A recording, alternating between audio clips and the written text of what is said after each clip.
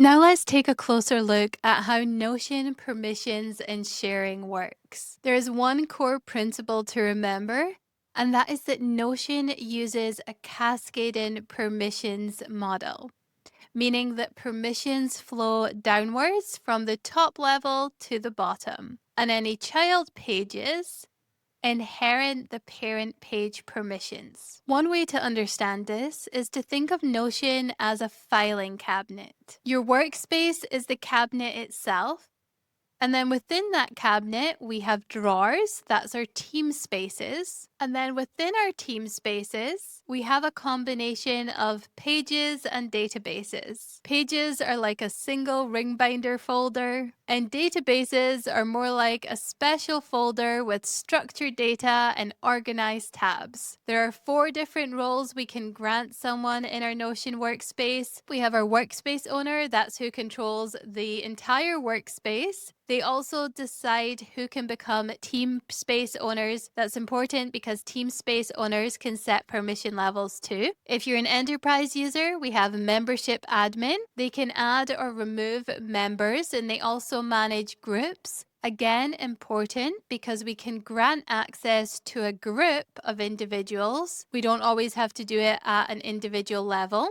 And then we have our members. This is any paid Teamspace member in our account. And then we have guests.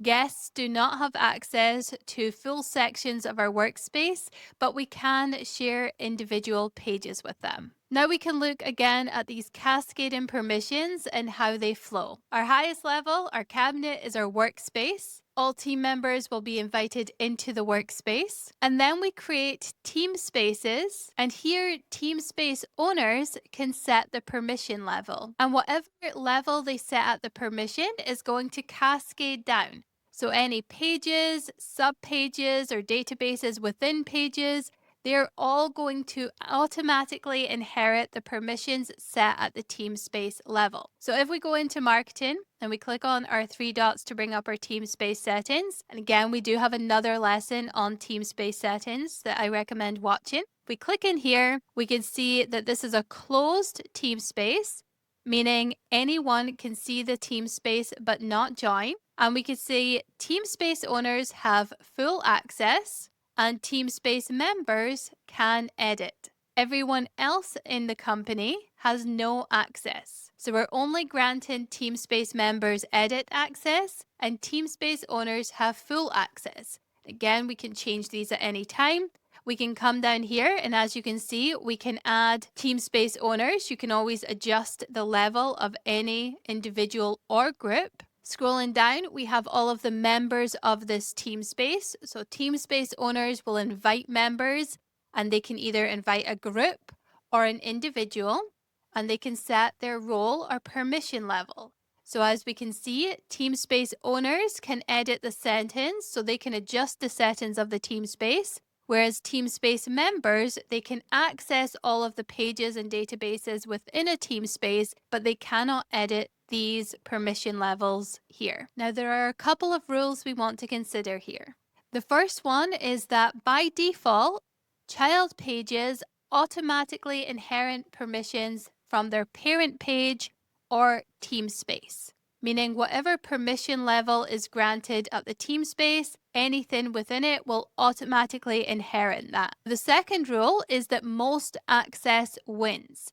If somebody has access through multiple channels, they receive the highest level of access available. If we come back into our marketing Teamspace settings again, let's change Teamspace members to can comment. Now let's say this version of me is a member of this marketing group. So now I can comment. However, if I'm changing this permission for me, the individual, not the group, to Teamspace owner is the higher role. I will now have full access, and everyone else who is a member of the marketing group will be limited to can comment. The third rule or consideration is that you can manually override these inherited permissions at any level. So let's come into HR and finance. We'll click on the 3 dots, go to our Teamspace settings, say that Teamspace owners have full access, members can edit access, and I'm just adding me as a member here. So as a member, I by default have access to every page in database within this Teamspace. That includes the org chart, job board, and financials. But let's say I don't want team members to have access to the financials. Only Teamspace owners should have access to the financials. So what I can do is click into this database. I can click on share in the top right hand corner. And if I click on this drop down next to people in the Teamspace, if I come down to members where it says can edit, because that is our Teamspace permission, I can override that and say, actually, on this database, members do not have access. So I'm going to click no access.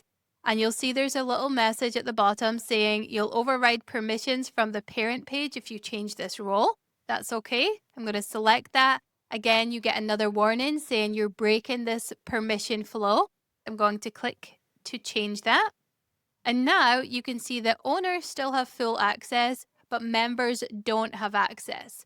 Meaning now that members can come in here and they'll have access to the org chart and the job board, but they don't have access to financials. So we've broken that chain. The financials database now has its own permission settings, but keep in mind that a database contains lots of child pages. There's lots of pages within this database. And again, they're going to inherit permissions from their parent page, which is now financials. If we open up this page and we go to share in the top right hand corner, you'll see if we click under people in finance, you can see that members don't have access and owners still have full access. So any page within this database is going to take on the permissions that we set at database level. But again, I could override this on the individual page itself. I can click on share. I can click on this drop down and I can say, actually, for this individual page within the database, team members can view. And again, it's going to show me the share settings on this individual page differ from our parent page. They wouldn't have access to the database, but we can always copy this link and share this page with them anywhere else in our Teamspace, and they're going to be able to view it now. So again, quick recap, Notion has a cascading permission system. Workspace owners invite members into the workspace.